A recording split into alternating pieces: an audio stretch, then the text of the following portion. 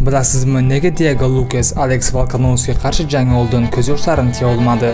Gap shundaki, 11 yil avval u orzusi sari yo'lga chiqib Braziliyadan Meksikaga ko'chib o'tgan va shu kungacha yaqinlarini ko'rmagan. Volkanovski bilan jang oldidan uni oila a'zolari unga video murojaat qilib, qo'llab-quvvatlov so'zlarini yo'llashdi. Shu lahzalarni ko'rib, Diego ko'z yoshlarini tiya olmadi.